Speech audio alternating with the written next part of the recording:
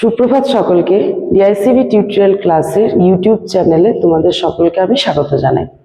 আমরা আজ এইচডিআরএম বিষয়ের মানব বিকাশের সম্পর্কে আলোচনা করব।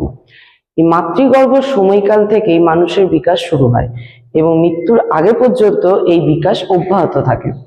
মনোবিজ্ঞানী এলিজাবেথ হারলকের মতে এই মানব বিকাশের স্তরগুলিকে উনি 5টি বিভাগে বিভক্ত করেছেন, যথা প্রাক জন্মস্তর, শৈশবকাল, বাল্যকাল, কৈশোরকাল এবং প্রাপ্ত বয়স্ককাল। এই প্রাক জন্মস্তর সময়কালটি হলো 0 থেকে 280 দিন।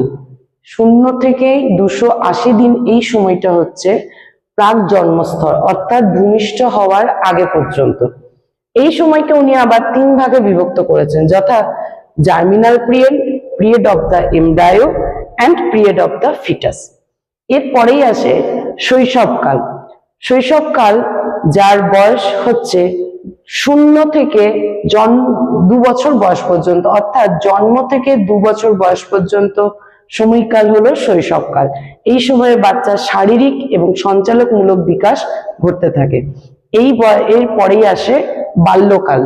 বাল্যকালের বয়স সীমা হচ্ছে 2 থেকে 12 বছর পর্যন্ত, যাকে আমরা আবার 2 ভাগে বিভক্ত করতে পেরেছি, যেমন প্রারম্ভিক এবং বাল্যকাল।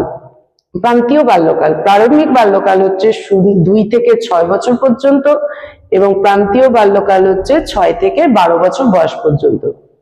এই বাল্যকাল সময়কে বলা হয় দল বয়স বা গ্যাং এজ, অর্থাৎ এই বয়সে বাচ্চারা একসঙ্গে দল বেঁধে থাকতে পছন্দ করে।